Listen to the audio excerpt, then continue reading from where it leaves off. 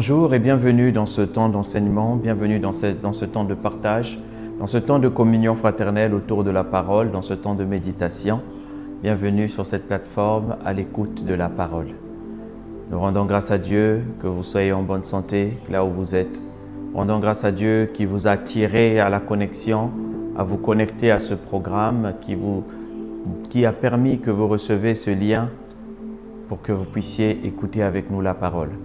Alors sans plus tarder, nous allons incliner nos têtes par révérence et recommander ce temps entre les mains du Seigneur. Tendre Père, merci. Merci parce que la vie, c'est toi qui la donnes. La vie est un don de Dieu. Et nous valorisons ce don que tu as bien voulu nous faire partager encore ce matin, ce don que tu as bien voulu nous donner encore ce matin. Ô Dieu de gloire, merci pour la vie. Merci pour la vie éternelle parce que Christ est mort à la croix pour nous et si nous sommes debout, c'est par sa grâce. C'est par tes bontés que l'on vit et nous sommes heureux pour cela. Tendre Père, toi de qui toutes les familles de la terre tirent son nom, nous venons ce matin encore te révérer, t'adorer, t'honorer, partager ta parole, parler de toi dans le but d'essayer de mieux te connaître. Nous avons besoin de ton esprit pour accomplir tout cela, car c'est lui qui a reçu le mandat de nous enseigner. Cher Saint-Esprit, que ton onction descende. Que ton onction, cher Saint-Esprit, inonde ce moment, ce lieu, mon frère, ma sœur, là où il se trouve. Touche, transforme et parle-nous. Consolide-nous, conseille-nous, oriente-nous. Nous avons besoin de toi. Affermis-nous dans la marche avec toi et protège-nous au travers de la parole que nous recevons, qu'elle nous fortifie et nous donne plus de force à aller de l'avant. Merci pour tes anges que tu libères dans ce moment, pendant ce lieu.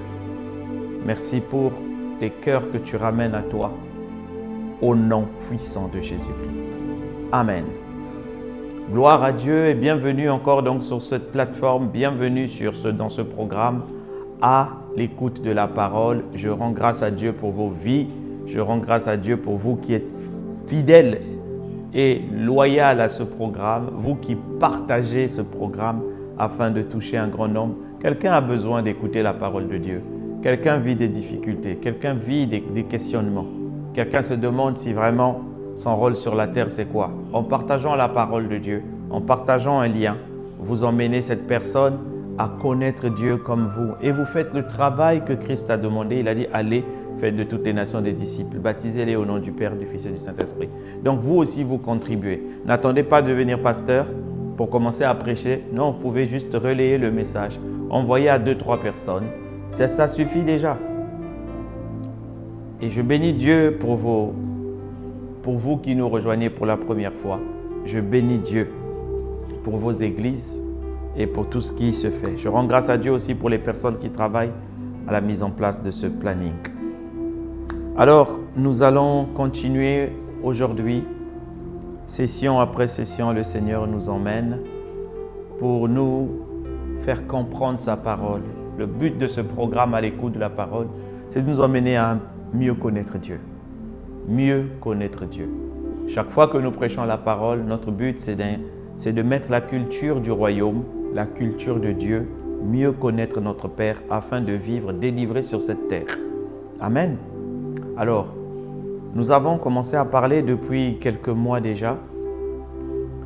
Depuis quelques mois, nous parlons déjà et plusieurs semaines du fait que la grâce soit disponible, une vie de paix, une vie de repos, une vie de joie, une vie d'abondance, une vie sans souffrance nous a été donnée par Jésus-Christ et cette vie s'appelle la vie de grâce.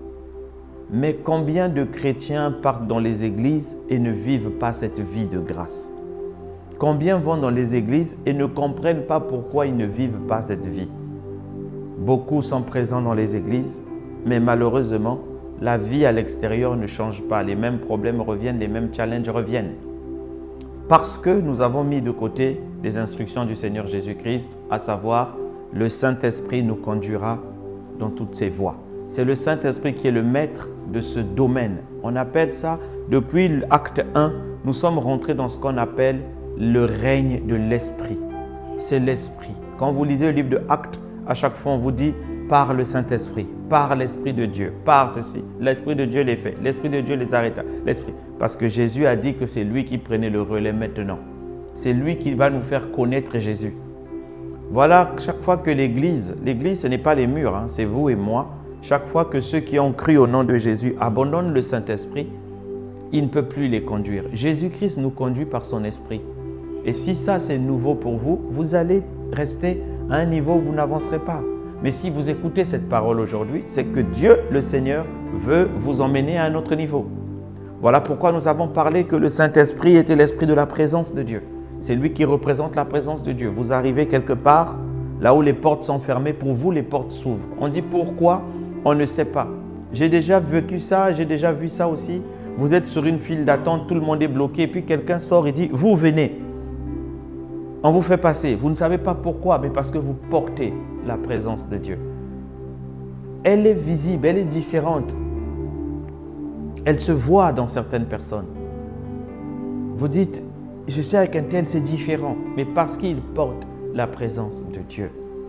Et nous avons dit à chaque fois que vous invitez, vous dites Seigneur, viens régner dans ma vie, viens régner. Beaucoup de gens ne le font pas souvent. Ils oublient que le Seigneur a dit, voici comment vous devez prier, que ton nom soit sanctifié, que ton règne vienne, que ta volonté soit faite. Beaucoup veulent la volonté de Dieu sans appeler le règne de Dieu. C'est lorsque Dieu règne que la volonté s'accomplisse. Il ne peut pas accomplir sa volonté là où il n'y a pas son règne. Donc, quand vous levez, dites que ton règne vienne, que ton règne vienne, que ton règne vienne, que ton règne vienne, que ton règne vienne, que ton règne vienne. C'est ça la clé. C'est ça la clé. Que ton règne vienne. Et quand le règne de Dieu vient, ça veut dire que c'est le Saint-Esprit, le gouverneur de Dieu, qui emmène la présence de Dieu dans la vie. Amen. Et nous avons parlé après d'être conduits par l'Esprit de Dieu. L'Esprit de vérité. Oh Seigneur, oh mon Dieu, tellement c'est important d'être conduit par l'Esprit de Dieu. Nous faisons beaucoup de choix dans nos vies, nous prenons beaucoup de décisions. Et les choix ou les décisions que nous prenons nous ramènent à l'endroit où nous nous trouvons aujourd'hui. Voilà pourquoi, plus que jamais, nous avons besoin d'être conduits par l'Esprit. Et il a dit, le Saint-Esprit vous conduira dans toute la vérité. Dans toute la vérité. Le Saint-Esprit vous conduira, il vous emmènera à connaître la vérité. La vérité. Et la vérité est importante. Parce que là où il n'y a pas la vérité, il y a le mensonge. Et les ténèbres recouvrent la terre. N'oubliez pas. L'obscurité profonde, les peuples. Et il faut avoir l'Esprit de Dieu qui est l'Esprit de lumière pour nous conduire dans la lumière. Dans les ténèbres, on tâtonne. Dans les ténèbres, on rate beaucoup de choses. Mais quand l'Esprit de Dieu est là, il y a une transformation réelle et on peut savoir exactement ce que l'on fait. Amen. Et donc, les sessions dernières, nous avons abordé deux principes. Que l'héritage est donné non pas aux enfants. Ça veut dire que tant que vous restez enfant dans la maison de Dieu, ça veut dire que vous n'évoluez pas, vous ne pouvez pas prendre ou saisir l'héritage. Tant que vous ne grandissez pas, vous ne pouvez pas recevoir les bonnes choses de Dieu. Vous allez recevoir certaines choses, mais ça sera des choses destinées aux enfants. Ça ne sera pas des grandes choses que Dieu a préparées pour vous. Voilà pourquoi la Bible dit qu'il faut rentrer dans la dimension des fils. C'est lorsque vous rentrez dans la dimension des fils que vous pouvez saisir l'héritage selon le livre de Galates. Il dit tant que l'héritier est un enfant, il ne peut pas jouir des biens, il dépend des tuteurs. Mais lorsqu'il devient un fils, il peut prendre l'héritage en main. Et la Bible nous dit, ceux qui sont conduits par l'Esprit de Dieu sont fils de Dieu. Ça veut dire la dimension de la conduite par l'Esprit, c'est la dimension où Dieu vous fait rentrer en tant que fils. Il n'y a que les fils qui sont conduits par l'Esprit de Dieu. Donc, quand vous acceptez d'être conduit par l'Esprit de Dieu, ça veut dire que vous acceptez d'entrer dans la dimension des fils. Et au-delà d'entrer dans la dimension des fils, vous commencez à recevoir l'héritage.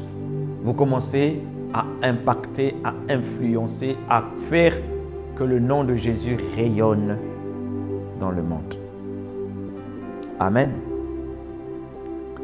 Et nous avons donc terminé la dernière session en parlant encore d'un autre aspect. On a commencé à parler des principes de la conduite. Parce que beaucoup disent, ok, j'ai compris que je dois être conduit, je dois demander à être conduit par l'Esprit, mais comment? Nous avons commencé à parler du fait que lorsqu'on est conduit par l'Esprit de Dieu, qu'est-ce qu'on recherche? On recherche l'instruction de Dieu. Dans les visions, dans les songes, on recherche l'instruction. Car dans l'instruction, il y a ce qu'on appelle la direction divine. Ça veut dire quelle direction on va prendre. Je t'instruirai, je te montrerai la voie. Dans l'instruction du Seigneur, il y a une direction. Il y a une direction qu'il faut prendre. Lorsqu'on doit être conduit par l'Esprit, il y a une direction qu'on doit chercher dans l'instruction. Si on n'a pas la direction, on va tâtonner. On peut venir à l'église, rester à l'église, mais si on n'est pas instruit par le Seigneur, on ne cherche pas l'instruction de Dieu, on va tâtonner. L'instruction, c'est que quand vous arrivez devant une situation, je vous ai dit, le Seigneur nous a parlé, il y a quelques sessions, que l'homme est le résultat de ses choix. Ce que vous vivez aujourd'hui, c'est le résultat de vos choix passés. Vous ne pouvez pas accuser quelqu'un. Ok, le diable est derrière parce que la mission du diable, c'est de vous faire faire des erreurs. La mission du diable, c'est de vous faire choisir, faire les mauvais choix. Et les mauvais choix, il peut vous garder dans les mauvais choix et vous n'allez faire que subir les conséquences, même si vous êtes né de nouveau. Alors que nous faisons plusieurs choix dans la vie, nous avons plusieurs choix. Un homme fait à peu près 35 000 choix par jour. Donc, les choix d'hier ont leurs conséquences aujourd'hui. Là où vous êtes aujourd'hui, nous l'avons vu déjà, c'est le résultat de vos choix passés. Alors, mais comment faire les bons choix? Il faut chercher l'instruction de Dieu. Le diable, par exemple, s'il veut vous laisser dans la maladie, il va faire que les choix, par exemple, de ce que vous mangez ne changent pas. Il va vous cacher la vérité sur certains aliments. Vous allez les manger, vous resterez malade. Vous resterez malade. Quand la vérité vient, elle emmène la lumière. Les mauvais choix conduisent, la Bible dit, ne vous y trompez pas, ce qu'un homme aura semé, ce qu'il aura choisi, il le moissonnera. Ça veut dire que nous devons faire les bons choix et pour faire les bons choix, nous avons besoin d'être conduits par l'Esprit. Sinon, ta vie ne changera jamais, mon frère. Ma soeur, tu as besoin du Saint-Esprit, l'Esprit de vérité qui conduit dans la vérité et dans la lumière pour faire les bons choix. Et quand on fait les bons choix, on cherche quoi? On cherche l'instruction. Je t'instruirai, je te montrerai la voie. Je t'instruirai. Et dans l'instruction qu'on reçoit de Dieu, à l'intérieur, il y a la direction divine. Il y a quel choix? Parce que la Bible dit dans le livre de Psaume, je pense que c'est Psaume 32 au verset 8, « Je t'instruirai et je te montrerai la voie que tu dois suivre. Je te conseillerai et j'aurai le regard sur toi. » Je t'instruirai. Dans l'instruction, il y a la voie que tu dois suivre et il y a le conseil pour faire le bon choix. Donc, si tu ne sais pas trouver les instructions de Dieu, tu feras que les mauvais choix. Mais je te dis que tu es le résultat de tes choix. C.S. Lewis l'a dit. Il a dit, aujourd'hui, nous sommes le résultat de nos choix passés. Aujourd'hui, si nous sommes, soit nous nous sommes plus rapprochés de Dieu, soit nous nous sommes plus éloignés de Dieu. Mais chaque choix que nous avons fait nous a soit rapprochés de Dieu, soit éloignés de Dieu. Chaque choix que nous avons fait a ouvert une porte au diable. Voilà pourquoi lorsque vous abordez certains domaines, on parle de ce qu'on appelle la notion de responsabilité. Celui qui est responsable, c'est celui qui fait attention à ses choix. Celui qui sait que le choix que je fais aujourd'hui peut impacter mes enfants demain, peut impacter ma famille, alors je choisis ça. Mais pour faire ce bon choix, vous avez besoin d'être conduit par l'Esprit de Dieu, d'avoir l'instruction et d'avoir la direction divine. Donc c'est là où nous nous sommes arrêtés. À la dernière session, si vous nous rejoignez, je vous conseillerais de repartir dans les sessions du mardi ou du samedi dernier pour vous connecter et que vous puissiez suivre le principe sur les choix, sur l'instruction et autres. Alors aujourd'hui, nous allons poursuivre. Je vais quand même terminer par là. Vous voyez, on l'a dit la session dernière. La Bible dit dans le livre de Proverbes 14 au verset 12 et encore Proverbes 16 au verset 25, c'est la même chose. Telle voie paraît droite à un homme, mais son issue, la fin de cette voie, c'est la voie de la mort. On est en face de beaucoup de voies. Dieu a dit lui-même, je mets devant toi la vie et je mets devant toi la mort. Je te conseille de choisir la vie. Ça veut dire chaque fois, nous avons des choix à faire. Il y a des choix qui emmènent à la vie, une meilleure vie, une vie paisible, une vie joyeuse. Et il y a des choix qui emmènent à la mort. Ce n'est pas parce que vous avez fait les mauvais choix dans le passé que vous êtes obligé de faire les mauvais choix aujourd'hui. Voilà pourquoi le Seigneur envoie sa parole aujourd'hui pour vous, afin que cette fin d'année, vous puissiez être dans les bons choix et voir une fin d'année meilleure. Voir une fin d'année meilleure. Donc une voie peut paraître droite. Le diable peut venir mettre c'est joli, c'est beau, c'est bon. Il y a la fête, il y a la joie si tu choisis ce truc-là. Tu t'engages et après quelques temps, tu te rends compte que c'était la voie de la mort. Beaucoup ont perdu de l'argent comme ça dans les investissements, dans les projets. Voilà pourquoi on a besoin du Saint-Esprit. Alors, comment on est conduit par l'Esprit? C'est aujourd'hui ce que nous allons commencer et nous allons poursuivre dans les sessions à venir, dans un peu plus de concret pour faire asseoir les choses. Comment nous sommes conduits par l'Esprit? Comment on peut savoir que ça c'est un bon choix ou un mauvais choix? La première référence par laquelle le Saint-Esprit nous conduit, c'est d'abord la parole. C'est la parole. Jean 1, versets 1 à 5, on l'a déjà lu. Au commencement était la parole était avec Dieu, la parole était Dieu.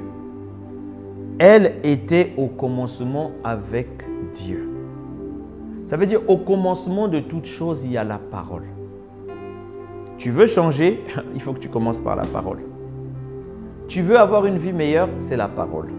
Tu veux savoir comment faire les bons choix, c'est la parole. Tu vas me dire, mais oui, mais pasteur Marc, comment je vais étudier toute cette parole en une fois?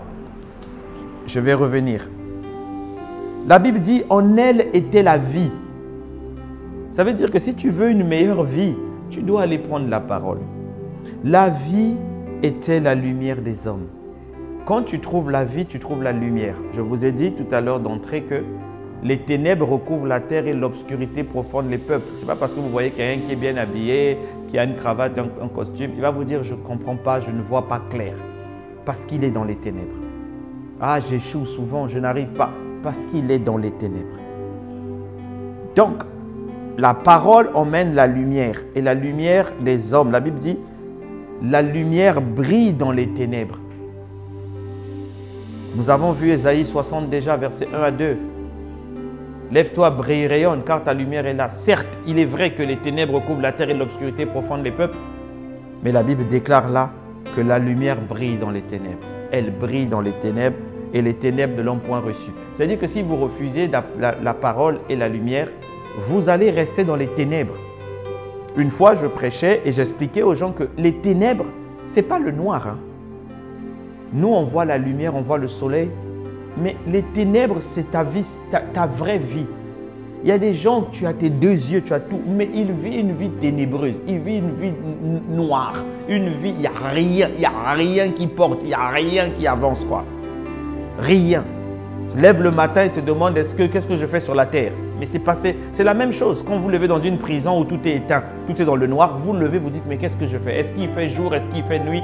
Il y a des gens qui vivent comme ça sur la terre. La Bible dit, ils sont dans les ténèbres.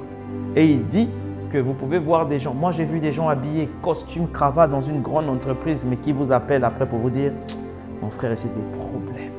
Je n'arrive pas. Regarde, regarde, regarde, regarde. Mais le gars, tous les jours, cravaté, parfum, tout ça là, l'apparence, mais l'intérieur pourri, bousillé. Alors, la Bible dit, la parole est la vérité. Jean 17, 17. Sanctifie-les par ta parole, car la parole est la vérité. Tu veux faire les bons choix, tu veux avancer, tu veux avoir la lumière dans ta vie, tu veux changer de vie, tu veux aller dans un nouveau niveau, il te faut la parole. Tu n'as pas le choix. Si tu refuses, tu resteras là où tu es. Il te faut la parole. Il faut la parole. 1. La parole est la lumière. Le psaume 119, verset 105 dit quoi? Ta parole est une lampe à mes pieds, une lumière sur mon sentier. Ça veut dire que quand tu veux faire un choix, commence à te fier que dit la parole. Et tu comprends donc que si tu as très peu de connaissances de la parole, tu auras du mal à ce que le Saint-Esprit te fasse monter les paroles. Si tu connais un peu plus la parole, tu vas te rendre compte que facilement devant un choix, le Saint-Esprit te rappellera, regarde dans la Bible, un tel aussi avait fait la même chose. Ah oui, je me souviens. Ah, je vais faire ça là. Le Seigneur dit, il n'y a rien de nouveau sur la terre. Il n'y a rien de nouveau sur la terre. Ce qui a été, c'est ce qui est aujourd'hui. Vous savez, plus je prends le temps de méditer la parole, plus je prends le temps de regarder la vie, je me rends compte que vraiment, Dieu ne fait exception de personne. Quel que soit l'endroit où vous êtes aujourd'hui, vous pouvez changer de vie et devenir quelqu'un d'autre demain. Parce que Dieu n'a pas donné d'avantage à un plus qu'à d'autres. Non, il suffit de mettre en place les principes de la parole. Quand je suis né de nouveau, je me disais, est-ce qu'un jour je pourrais connaître les versets bibliques et les citer comme des gens citent? En écoutant, en passant du temps à écouter les messages, à lire la Bible, ça commençait à rentrer sans faire d'effort, Alors vous avez besoin de la parole. Pourquoi? Deuxième point, 2 Timothée, verset 3, 16 à 17. Toute écriture est inspirée de Dieu et utile pour enseigner, pour convaincre, pour corriger, pour instruire dans la justice, afin que l'homme de Dieu soit accompli et propre à toute bonne œuvre. Parce que la parole enseigne, la parole corrige, la parole convainc. Vous voyez, je vous parle. Là où vous êtes, vous savez que ce que je dis est la vérité. Peut-être que vous êtes dans une situation difficile, peut-être que vous êtes comme ceux-là qui se disent, année après année, finalement ma vie ne change pas. Nous avons vu il y a quelques semaines que l'un des principes était le principe du temps. Les mois changent, les semaines changent, mais les mois reviennent, les jours reviennent. Il y aura un 20 septembre l'année prochaine, il y aura un 18 octobre le mois qui suit, il y aura un 25 décembre l'année prochaine, ça va revenir. Les semaines reviennent, les jours reviennent, mais les années ne reviennent pas. 2025, quand ça sera fini, ça ne reviendra pas. On ne pourra plus jamais vivre en 2022. 2022 est passé. Les années que tu as sur la terre ne reviennent pas. Voilà pourquoi tu as besoin de prendre des décisions aujourd'hui qui vont changer ta vie. Donc, s'il y a des parties qui ne reviennent pas, et si ça ne revient pas, alors quand je te parle, tu es convaincu que ce que je dis, c'est la vérité. C'est le Saint-Esprit par la parole qui te convainc. Voilà pourquoi on dit que toute écriture est inspirée de Dieu, utile pour enseigner et pour convaincre. Parce que là, tu es convaincu parce que la parole sort. Elle te touche, elle te transforme, elle est en train de te parler.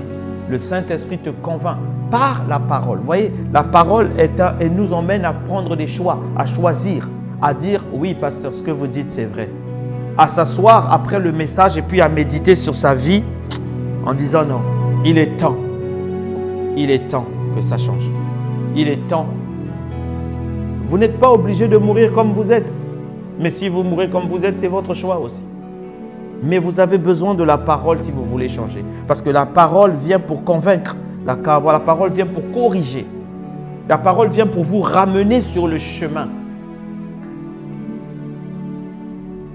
Pourquoi la parole nous aide dans nos choix et dans nos décisions? Le Saint-Esprit l'utilise. Numéro 3, parce que la parole oriente les cœurs et protège du péché. Psaume 119, versets 9 à 11. Comment le jeune rendra-t-il pur son sentier? En se dirigeant d'après la parole. Vous voyez, nous avons dit que dans l'instruction, il y a la direction divine. La direction, ce sont les choix qu'on fait. Si tu prends la parole, tu vas trouver les directions, comment faire les choix à chaque fois. Le verset continue en disant « Je serre ta parole contre mon cœur afin de ne pas pécher contre toi. » C'est ceux qui décident de suivre la parole qui s'éloignent du péché. Les gens disent « Oui, mais comment? Suis la parole, suis seulement la parole. Décide de mettre en pratique la parole.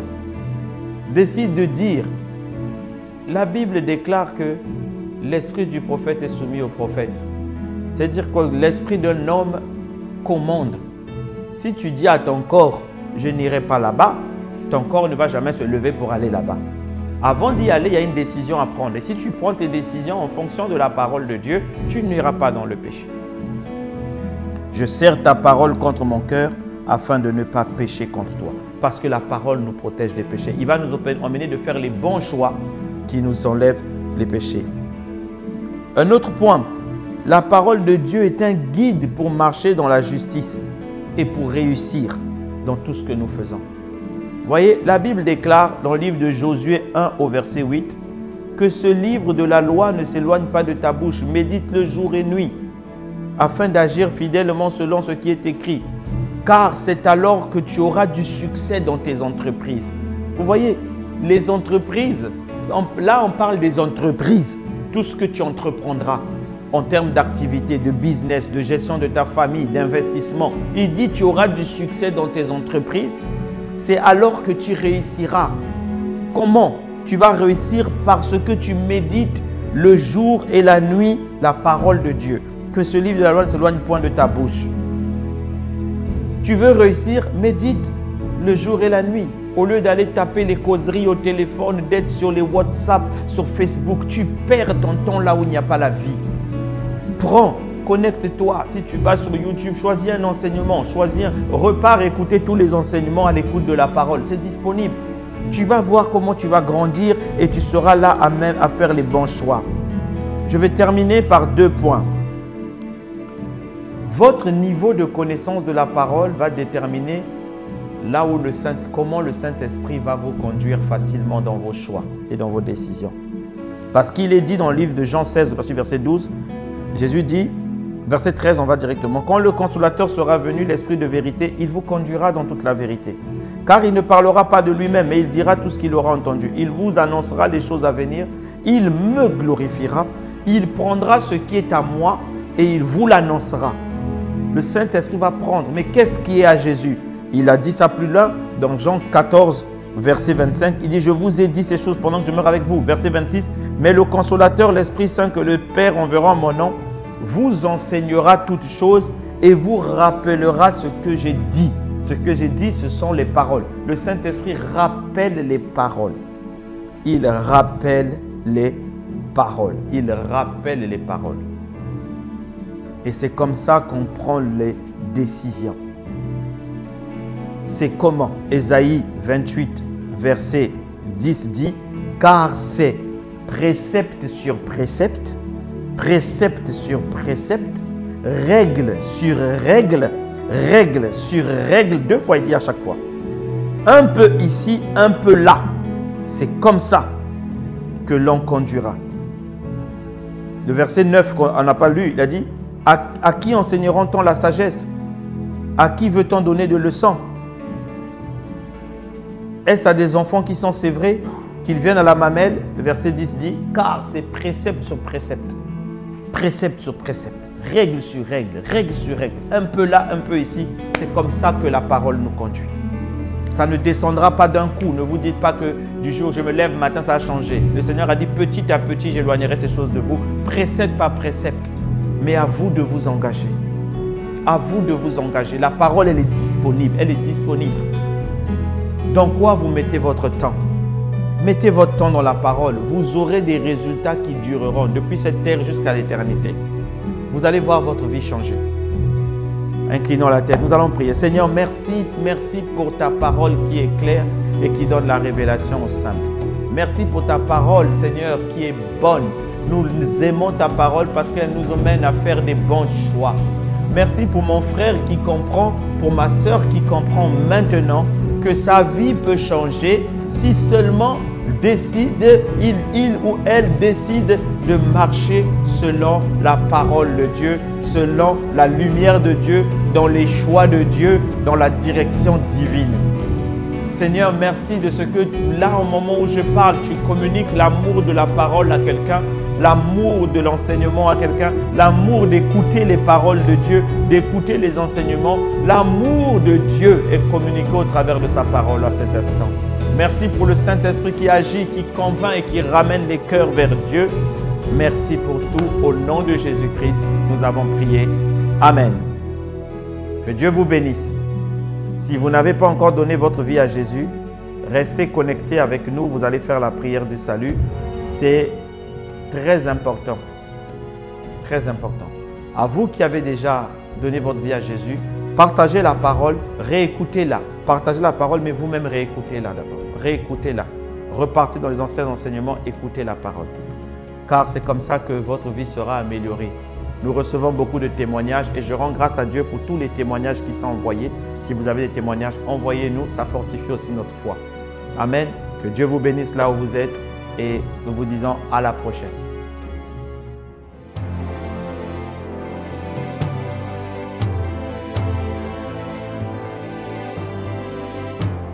Ô Seigneur Dieu, je crois en ton Fils Jésus-Christ. Je crois qu'il est mort pour moi et que Dieu l'a ressuscité d'entre les morts. Je confesse de ma bouche que Jésus-Christ est le Seigneur de ma vie. Dès maintenant et pour toujours. Je donne ma vie à Jésus-Christ dès aujourd'hui et j'ouvre mon cœur par la foi et reçois le salut. Je reçois maintenant la vie éternelle dans mon esprit. Merci Seigneur d'écouter ma prière. Mes péchés ont été lavés par le sang de Jésus.